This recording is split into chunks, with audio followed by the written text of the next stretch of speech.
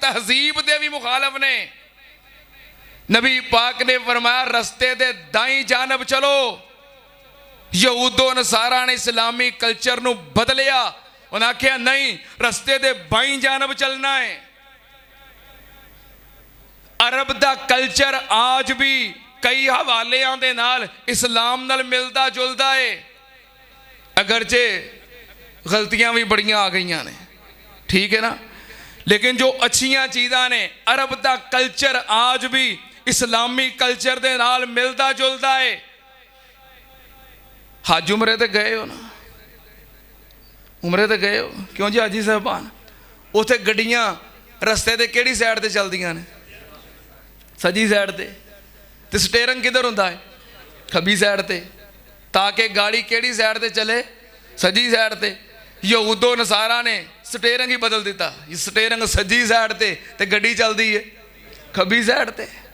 इथों तक मुखालफ ने। अरब दे अंदर आज भी चलन वास्ते रस्ते दी दाई जानब इस्तेमाल हुंदी है, लेकिन यहूदो नसारा ने यूरोप दे अंदर बाई जानब नूं इस्तेमाल कीता ते असी भी पिछे लगे, असी भी पिछे लगे।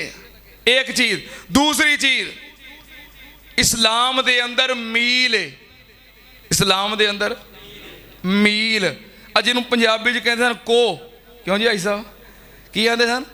को। ये मील है इस्लाम दे अंदर, इस्लामी कल्चर है। यहूदो नसारा की कीता? इस हाशमी मील नू 92 किलोमीटर अंदर तब्दील किया। हुण की है? किलोमीटर। किलोमीटर होर हुंदा ते मील होर, फर्क है ना, फर्क है ना।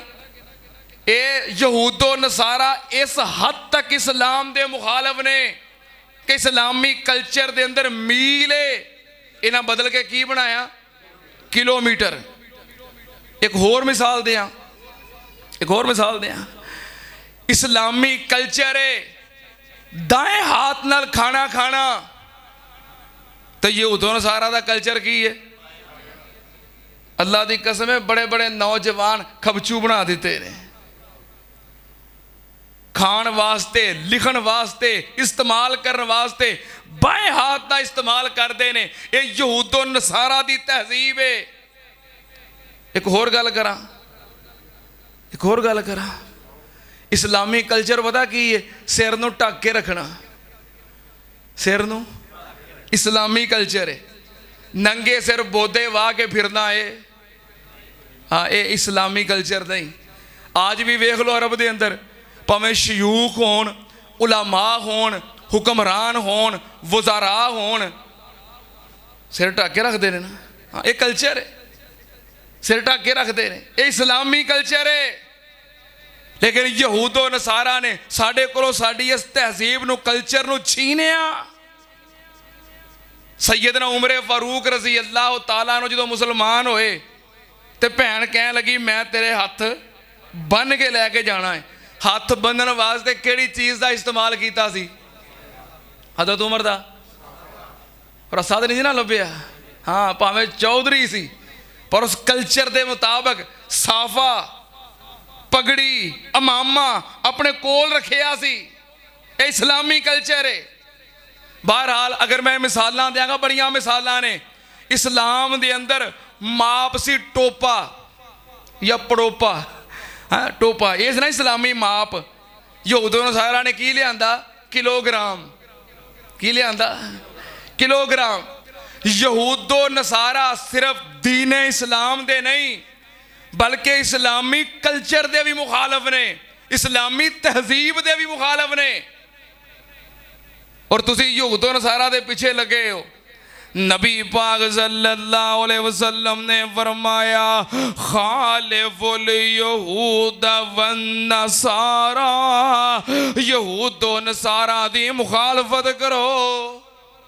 यहूदो नसारा दी ये जितने अदियान ने, यहूदियां दे, ईसाइयां दे, और अगरचे तब्दील भी हो गए ने, इस दे बावजूद नबी पाक सल्लल्लाहु अलैहि वसल्लम दी आमद दा मकसद की है, हो वल्लज़ी अरसल रसूलहु बिल हुदा व दीनिल हक लियुज़हिरहु अलद्दीन कुल्लिही वलौ करिहल मुशरिकून।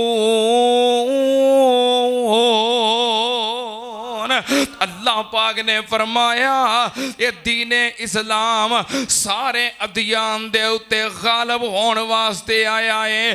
तौरात ज़बूर अंजील पहले जितने अदियान ने अगरचे तब्दील हो गए ने फिर भी उन्हां उत्ते गालिब होने वास्ते आया है। इस्लामी कल्चर गालिब होने वास्ते आया है। इस्लामी तहजीब गालिब होने वास्ते आई है। दीन इस्लाम गालिब होने वास्ते आया है। सुन्नत अन्नल नबी पाक सल्लल्लाहु अलैहि वसल्लम यहूद नसारा दी मुखालफत दा हुक्म दिया करते सन ते मुखालफत किया करते सन। नबी पाक सल्लल्लाहु अलैहि वसल्लम ने फरमाया ला तबदाउल यहूदा वन नसारा, ला तबदाउल यहूदा वन्नसारा बिस्सलाम इज़ा लकीतुम अहदहुम फित तरीके फस्तर्रूहुम इला अज़यकही। सही मुस्लिम शरीफ नबी पाक सल्लल्लाहु अलैहि वसल्लम ने फरमाया कि ते राह चलदियां गुजरदियां यहूदो नसारा दे नाल सामना हो जाए, मुलाकात हो जाए। नबी पाक ने फरमाया उन्होंने तंग रस्ते की तरफ मजबूर करना है, खुद कुशादा रस्ते की तरफ चलना है। ते नाले नबी पाक ने फरमाया उन्होंने सलाम करन दी इब्तिदा नहीं करनी। दो गल्लां फरमाइयां, जा रहे हो अगों कोई यहूदी ईसाई आ गया है, हुण तुसां की करना है? तुसां अपना सीधा रस्ता इख्तियार करना है।